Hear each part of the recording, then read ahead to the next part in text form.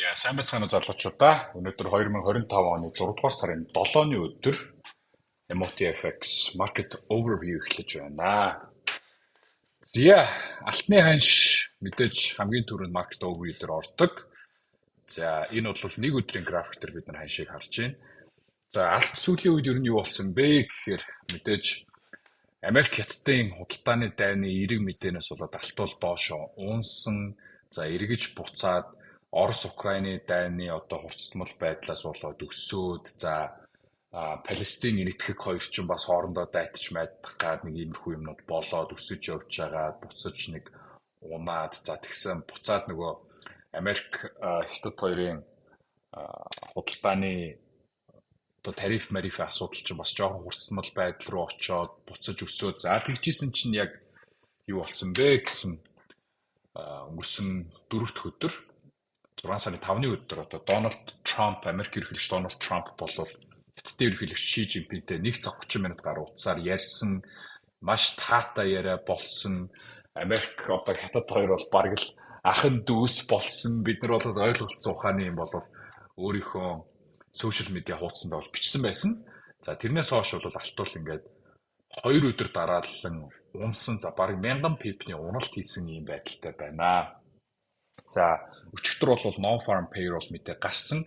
Non-farm payroll мэдээ бол хүлээлтээс өндөр байсан ч гэсэндээ өнгөрсөн сараас бол бага гарсан байна. Энэ бол долларыг бас ер нь bottom out хийгээд өсөхөд нөлөөлөөд алтыг бас үргэлжлүүлэн унахад бол нөлөөлсөн байна. Алтны техник дүн шинжилгээг хэдүүлээ хий. Окей. Би Telegram channel дээр нэг дүн шинжилгээ явуулсан. Тэр дүн шинжилгээ бол ерөнхийдөө таарч байсан.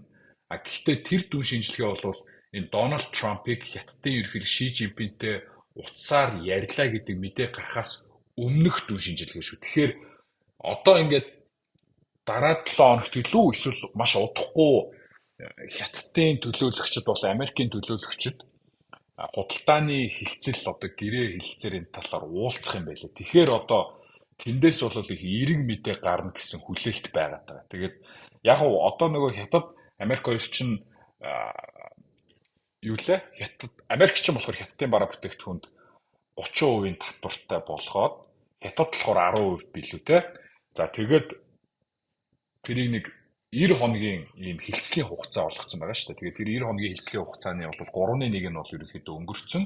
Тэгэхээр 8 сар хүртэл хятад Америк хоёр худалдааны гэрээ хилцэлд орох ёстой гэсэн үг. Тэгэхгүй бол эргээд нөгөө 145% тариф руу орох нэг ийм асуудал үүснэ. Тэгэхээр энэ удахгүй болох уулзалтаас бол их эерэг мэдээлэл бол хүлээж байгаа гэж ойлгож байна. Зах зээлийн харж байгаа ч гэсэн нэг унаад орж ирж байгаа ч гэсэн. Нэг өдрийн графикийг алтны ханшин дээр харахад бол хэдүүлээ эхлээд market structure дүн шинжилгээгээ хий. Мэдээж алт бол энэ 2499 бараг л 2500 те.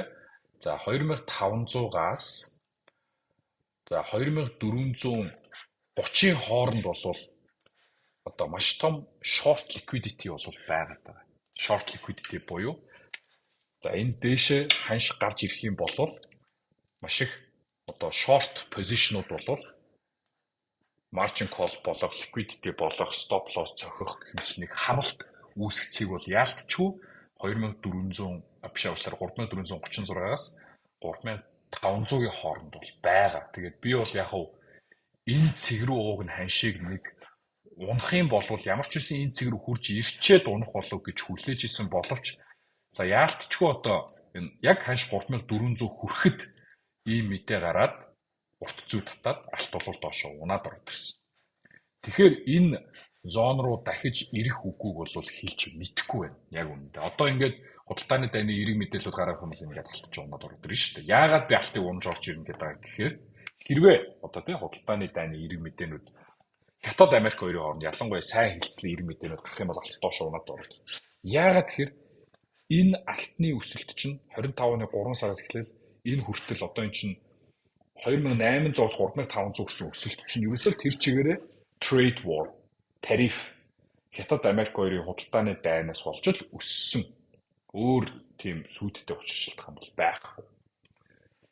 Тэгэхээр хэрвээ Америк хятад хоёр хилцэлд хүрээд за худалдааны тэмцлийн гэрээ мэрээ байгуулад ингээд инх тайван нөхцөл байдал руу шилжих юм бол алтуул унаж орж ирэх юм бол ойлгомжтой болж байгаа.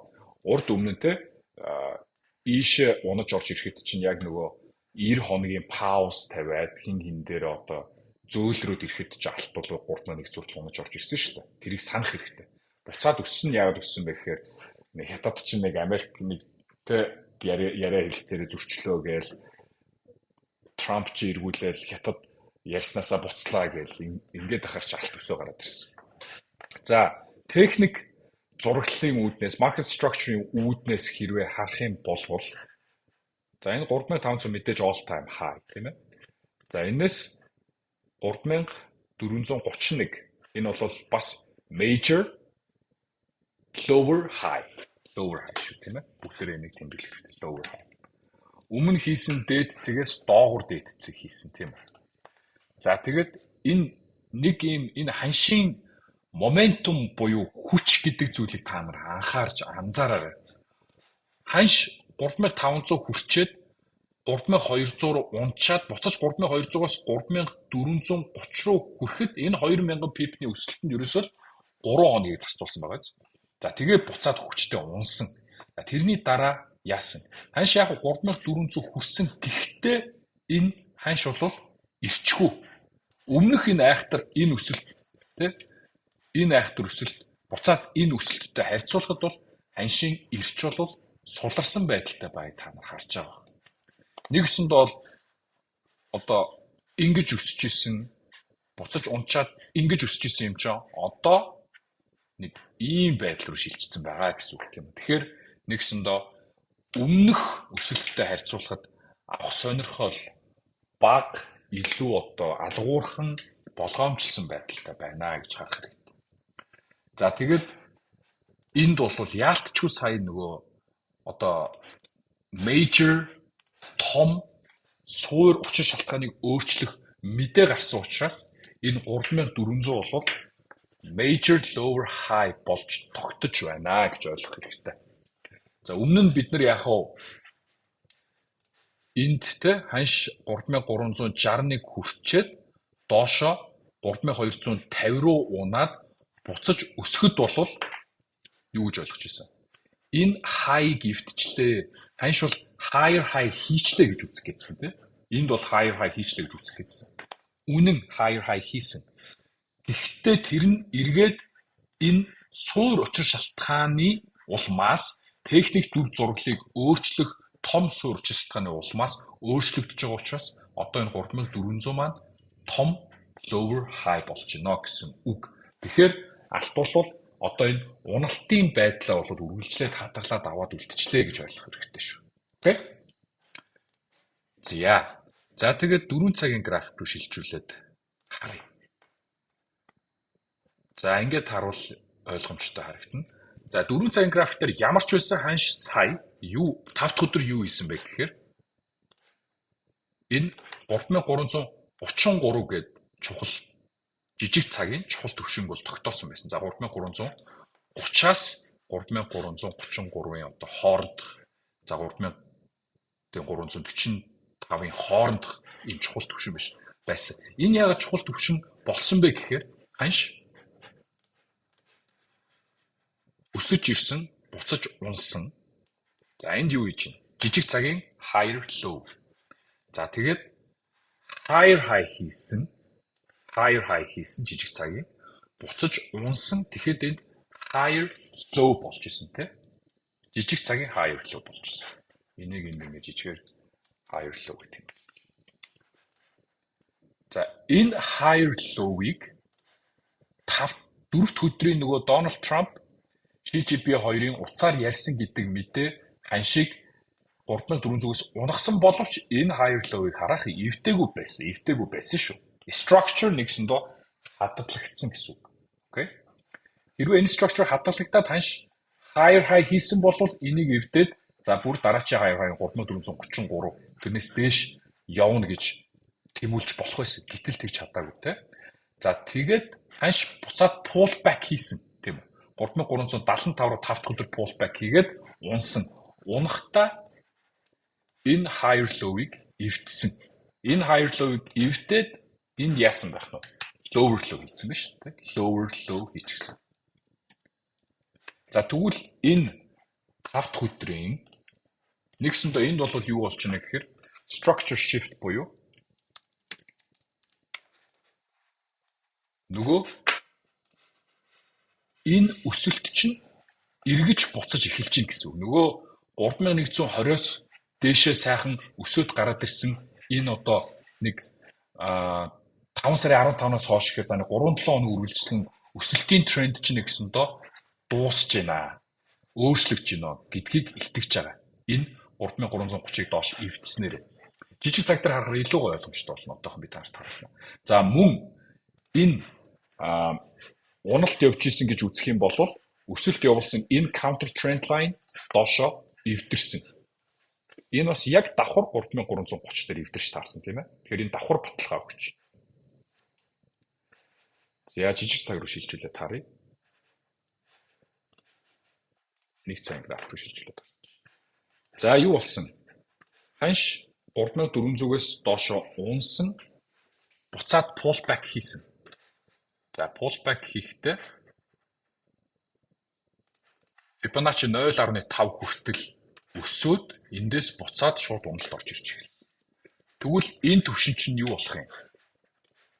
Энэ бол high түвшин болж байна те. Одоо манай илүү жижиг цагийн техник зурагт дээр эн чинь high болчлоо 3400. Тэгвэл энэ юу болж байгаа? Lower high те. Lower high. За тэгээд яасан? Энэ lower high чинь дахиад lower high-д үүсгэж явцсан шүү дээ. Тэ? За ингэж lower high-д үүсгэж байгаа тренд доошоо гойчсон. За ингээд гойчхдоо нөгөө өсөлтийн тренди чинь structure-ыг доошоо эвдээд юу болсон? Энд бол higher low байсан шүү дээ. Энэ чинь бол энийг 3330-ыг доош эвдээгүй. 4 дахь өдрийн уналт. Тэгээд сая унсан энд lower low болсон тийм. Lower low болсон. За тэгээд илүү жижиг цаг руу шилжүүлээд харах юм бол 5 дахь өдөр ханш юу хийсэн бэ гэхээр ханш эхлээд flash хийж гойжоод нэг цагийн дотор бол доошо хүчтэй унчаад эргэж буцаж нөгөө сэтэлсэн 3330-ыг сэтэлсэн төвшнөө шалгасан. Энэ бол бүр perfect test болсон. За шалгачаад дахиад доошо унаад ирсэн. Окей. Тэгэхээр би бол одоо ялангуяа нэгд өдөр жижиг цаг дээр юу харж ийн вэ гэхээр за уг нь бол яг уу энэ 3375-аас энэ хүртэл ингээд Fibonacci татаж болно. Илүү одоо том цагийн pullback-ын дээрээс бид нэр short арилж байна гэж үзвэл одоо бол structure shift хийцэн. Тэ? Том цагаараа харахаар энэ major lower high-уд бий болчихсон. Тэгвэл одоо илүү богино цагтаа уналт бидний талд байна гэсэн үг. Тэгэхээр short арилж илүү амжилттай болох магадлал өндөр учраас би short арилжаа харна. За яг энэ 5 дахын доод ханшин 3307 яг low байсан гэдгийг бол хэлж мэдэхгүй. Нэгд өдөр дахиад жоохон доошлж жагаад буцаад pullback хийж болно шүү дээ. Гэхдээ ямар ч байсан 5 дахьыг low гэж үзээд эндээс жоохон pullback орчин гэж үзэх юм болвол ханш дор хаяж за Fibonacci 38.2 юм уу 50-ын хоорондох энэ түвшнээр хурж ирсний дараа short арилжаа нээж болж. Тэгэх юм бол яах вэ гэхээр ханш хурж ирлээ. Эндээс short арилжаа нээлээ. Тэгэхээр яах вэ? Энэ маань дахиад lower high болох хэрэгтэй тийм. Lower high. За тэгээд бид нар доошоо lower low руу short арилжаа орно л гэсэн үг.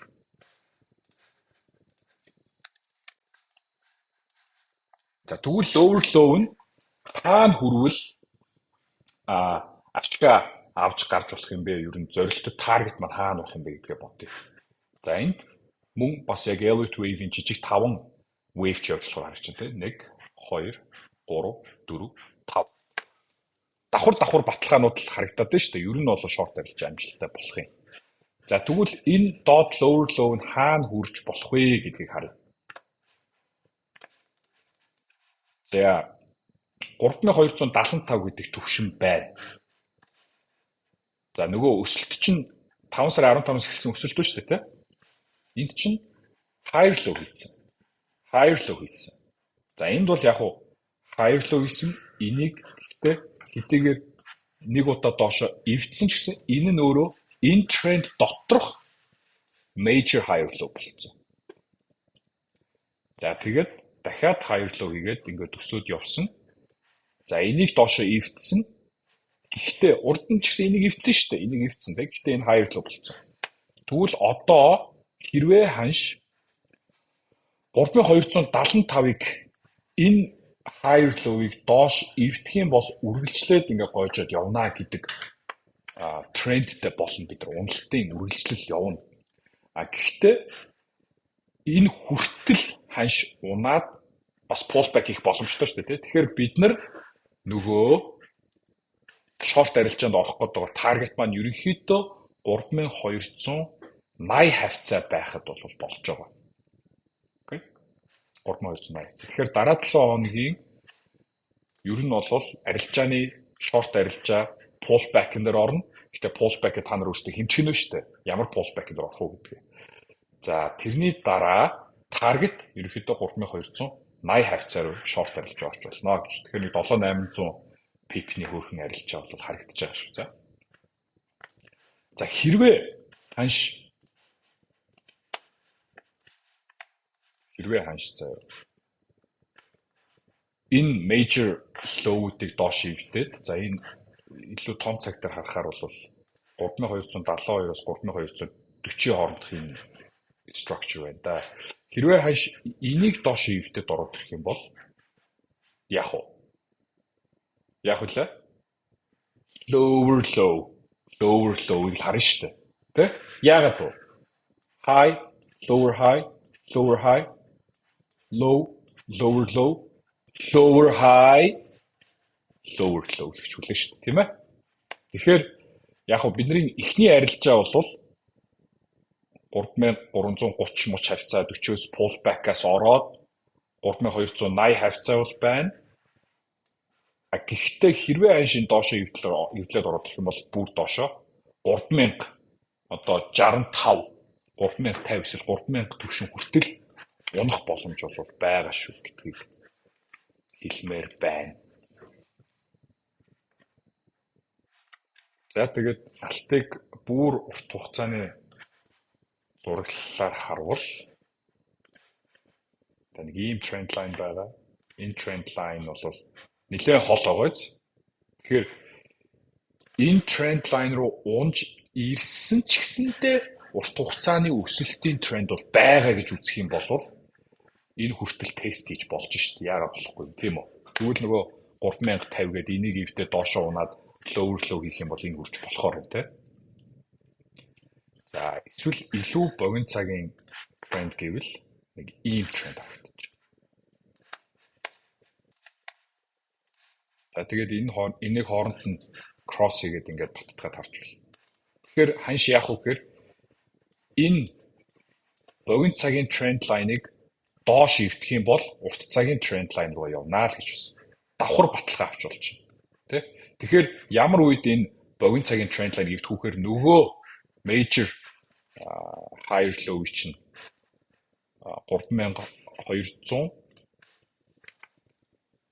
3245-аас доош ивдэж орж ирэх юм бол энэ тренд лайн богино цагийн тренд лайн эвдэгдэх нь байна. За тэгээд доошогоо энэ урт цагийн тренд лайн руугаа ер нь уннаа гэж үзэх нь шүү. За ингээд маш олон давхар баталгааг та нарт өгч ер нь бол чиглэлийг бол тодорхойллоо гэж үзэж байна алтны аншин дээр. Окей. За тийм байна.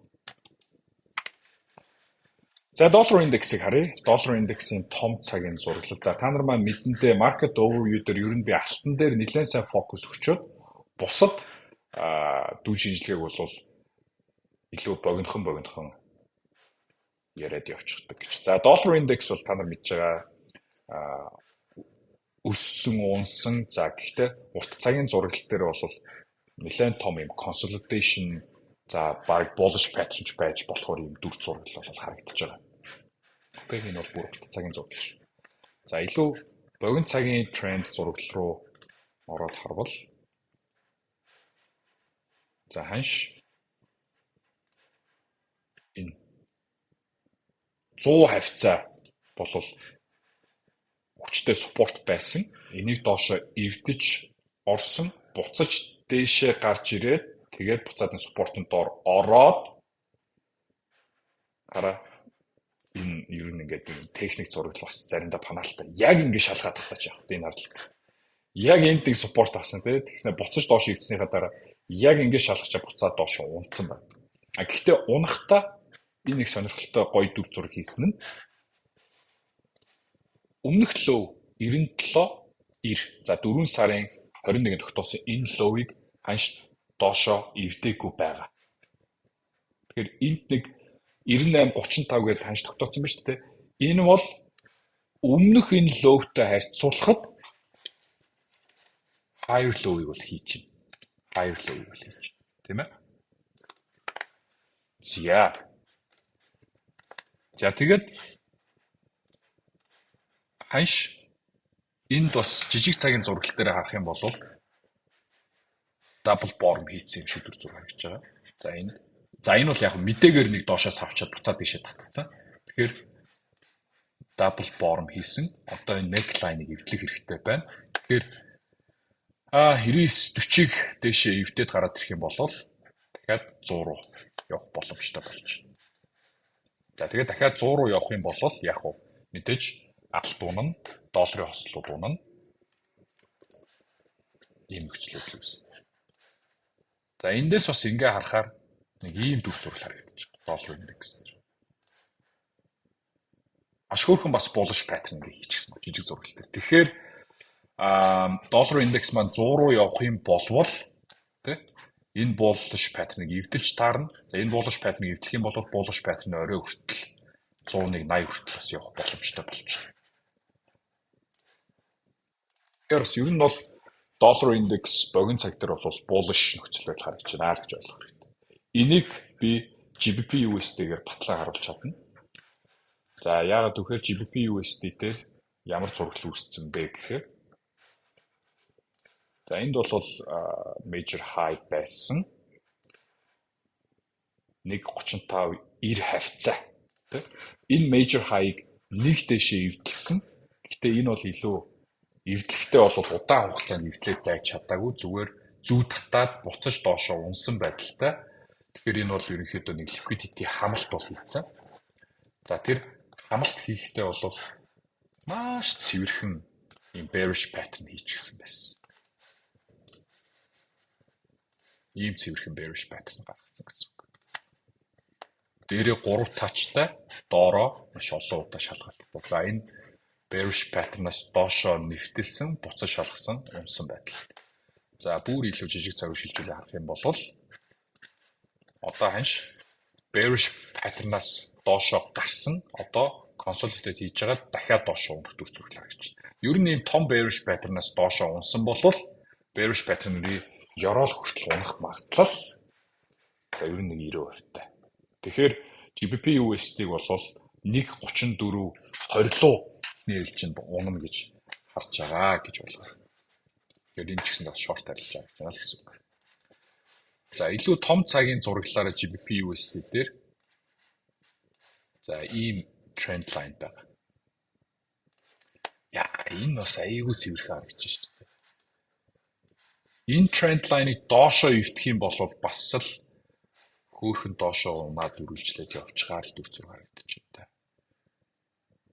За ер нь 1.34 20 гэдэг чинь бол их чухал төвш юм байна. За өмнөх high тэгэхээр ханш ингэж орж ирэх юм бол за энэ 1.34 20 ихний таргет энийг доошоо эвдлэх юм бол за өшөө доошоо 1.32 хүртэл унах боломжтой юм дүр зураг харагдаж байна. За USD JPY их сонирхолтой болж байгаа. Гоё тийм техник дүр зураг гаргаад байгаа. Би өөрөө бол энэ доороос long арилжаанд орчихсон long арилж байгаа барьж байгаа танилцтаа харуулъя. Ямар long арилж байгаа вэ гэдгээ. GBP USD дээр бол би short арилж байгаа байна.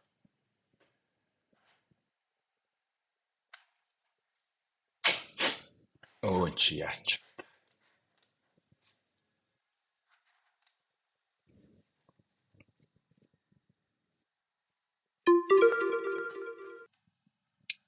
За энд бол би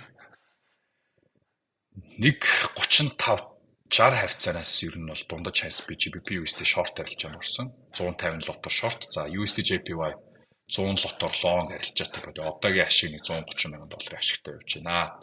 Энэ real dance гэдгийг нь харж байгаа хэ.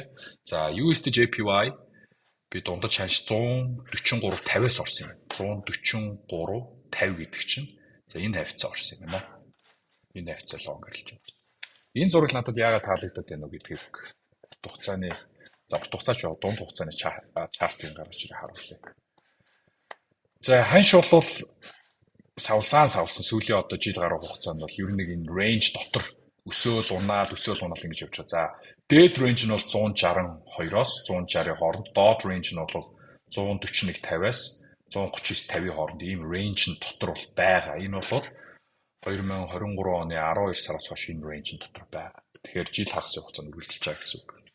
За ханш унаж ирээд за 4 сарын 21-нд яг энэ range дээр support аваад дээшээ өссөн. Гэвч буцаж унаж ирэхдээ яасан. Маш гоё. Higher low нэлээд том major higher low төвшин бол тогтоосон. Major higher low. За энэ major higher low дээр бол олон удаа шалгаад маш гоё барьсан. За тэгээд одоо эндээс өсөх найдлага бол харъя. За 4 цагийн график руу шилжүүлээд харъя. За ингэх юм бол энэ хараа маш гоё олон удаа support ирсэн байна. За эндээс дэш өссөн. Надад бас сая 5 өдрийн price action-ы таалагдсан зүйл нь юу вэ гэхээр энд нэг юм double bottom-ийн neckline байдаг. Энэ хараа double bottom-ийн neckline дээшээ сэтлээ гараад ирсэн. Тэгээд за одоо зах зээл нэгдээд доошоо нэг шалгуул шалгаад буцаад дээшээ өссөд. За 146 30 руу явах болов уу гэсэн найдлага байна. За магадгүй бүр 146 30-аас ч гэсэндээ дээшээ гарч ирээд үргэлжлээд өсөд явах бол үүсэхгүй. Хэрвээ үргэлжлээд өсөх юм бол эхний ээлжинд 148.50 гэсэн таргеттай байгаа. USD JPY их цэвэрхэн ийм техник зураг гаргаад гээл range дотор яваал нэг level-ээс нөгөө level рүү өсөөл нэг level-ээс нөгөө level руу унаад яваад байгаа энэ ханшийн байдал бол надад их таалагдаад байна. Тиймдээ ч би USD JPY дээр арилжаа гэдэг. За тэгээд евро доллар за энд нэг юм bearish pattern гаргаад буцаж доош унцаад буцаад дэш өссөн. Гэхдээ энэ нь өөрөө ийм том bearish pattern болсныг та нараа анзаарч байгаа тийм. Эндээс тэгээд ингээ явчих боломжтой харагдаж байгаа. За та нар бол бусад энэ хослууд дээр өөрсдөө дүн шинжилгээ хийчих хэрэгтэй. Би доллар индексийг чи илээд өглөө. GBP USD JPY илээд өгсөн тийм. За хамгийн эцэст нь биткойны талаар ярий. За биткойн за энэ багийн угаасаа зураглан гараад ирлээ тийм.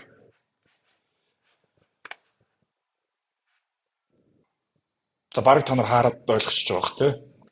За ярьж өгье. За ханш сүүлд за 75,000-аас дээш өсөөд жоохон консолидейт хийчээд хүчтэй өсөлт орж ирсэн. За энэ хүчтэй өсөлт бол яг хуу нэг дээрээ 3 оройтой юм bearish pattern шиг орж ирсэн. За тэгээд энэ бол 112,000 all time high ханшид хүрээд ханш доошо consolidate хийгээд унсан. За consolidate хийж унахта 100,400 гэдэг ханш хүрээд за одоо буцаад 105,000 руу өссөн байг та нар харж байгаа. За энэ 101,000 хавцаа энэ төвшин болвол энэ хүчтэй өсөлтийн Fibonacci 38.2 левел дээр хүрч ирж байгаа. Эхний одоо том golden ratio хүрч ирээд support авсан байдалтай байна. За илүү жижиг цаг руу шилжүүлж байна. Жижиг цаг руу шилжүүлээд харах юм бол бүр илүү гоё ойлгомжтой. За би нэг ингэж байгаа тамиртай болчихлоо. Ханш ер нь бол энд хөрхөө том мовтор ийм head and shoulder pattern хийсэн байсан байна. За тэгээд эндээс бол neckline-аас доош задлаад тэгээд consolidated bearish жижиг цагийн bearish pattern хийчээд доошо flash хийгээд ерөнхийдөө бол энэ таргетэнд бол хүрсэн. Уналтын таргет нь бол хүрсэн гэсэн үг. За тэгээд яг энэ төвшин нь Fibonacci level 38.2 дээр байж таарад. За эндээс бол ханш дэш өссөн.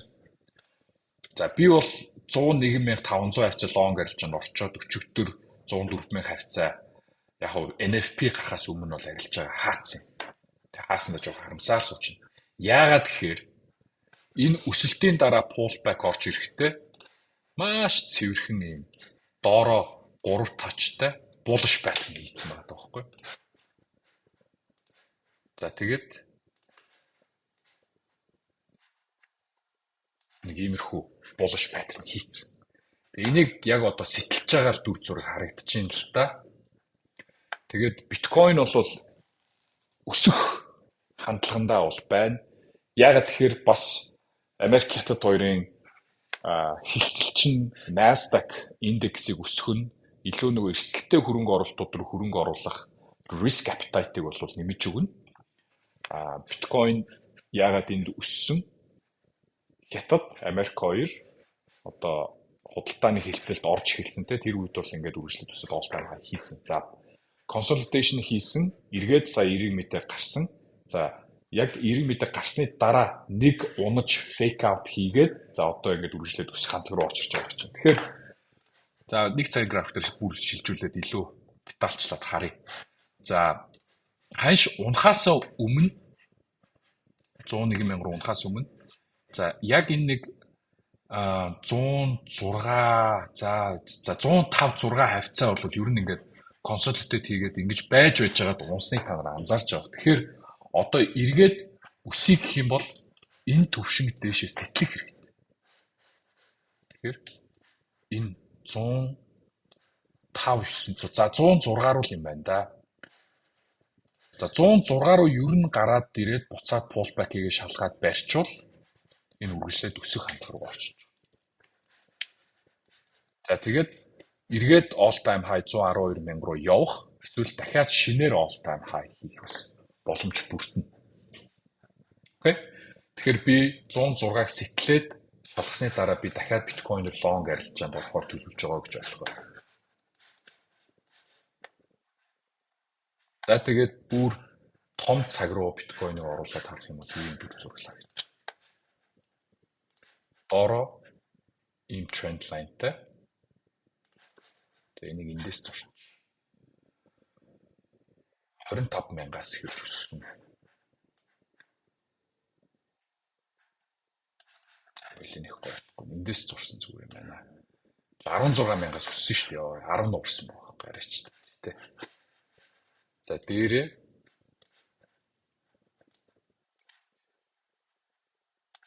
ийм оройтой нэг юм channel жоохон юм нарийсж байгаа channel-аар ингэж дагаж өсөж байгаа биткойн.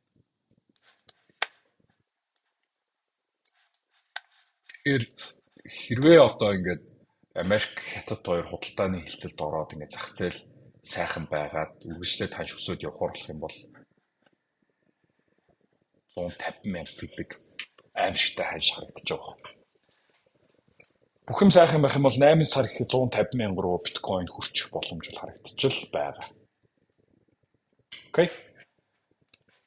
За ийм байна залуучуудаа. Тэгээд та нарт алтны дүн шинжилгээг маш сайхан хийж өглөө. Арилжааны санал өглөө. GBP USD дээр арилжааны санал, USD JPY дээр арилжааны санал мөн биткойн дээр бас арилжааны саналыг өгөж өнөөдрийн market overview-га өндөрлөж байна. Залуучуудаа баярлалаа.